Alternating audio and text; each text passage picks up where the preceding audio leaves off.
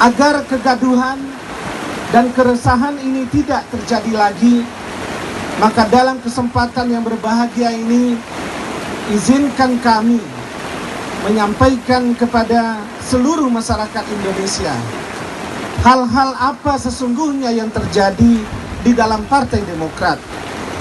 Dengan demikian, masyarakat dapat melihat dan menilai langkah-langkah konkret yang mesti kita lakukan bersama-sama untuk memperbaiki Partai Demokrat ini.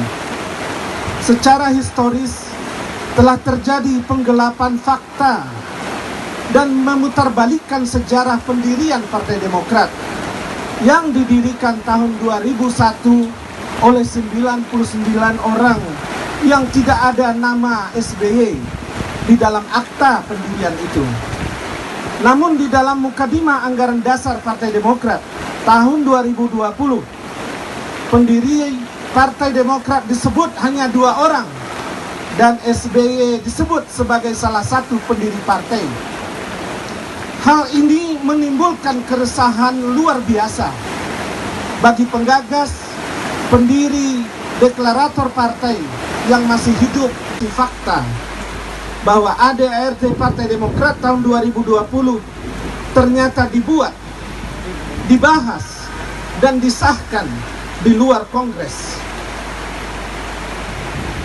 Pasal 15 Undang-Undang Partai Politik nomor 2 tahun 2008 yang tidak dirubah dalam Undang-Undang nomor 2 tahun 2011 menyebutkan bahwa kedaulatan partai politik berada di tangan anggota.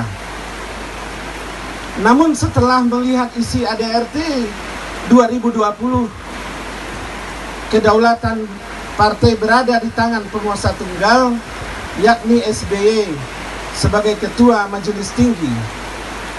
Yang sangat parah adalah proses pembentukan ADART Partai Demokrat tidak dibahas dan disahkan di dalam Kongres sebagaimana forum tertinggi pengambilan keputusan, sehingga proses pembentukan ADART Partai Demokrat tahun 2020 tersebut sesungguhnya tidak memenuhi syarat formal, sehingga secara yuridis ADART Partai Demokrat tahun 2020 itu cacat formal.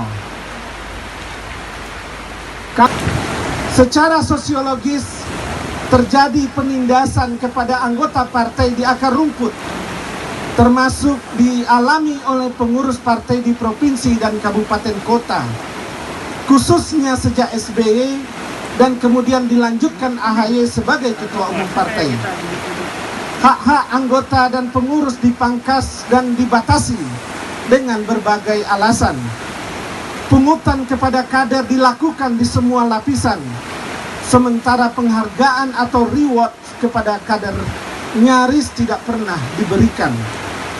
Hal tersebut diperparah dengan adanya mahar politik dalam pilkada, sehingga banyak kader partai yang tidak maju pilkada lantaran tidak mampu membayar mahar kepada DPP.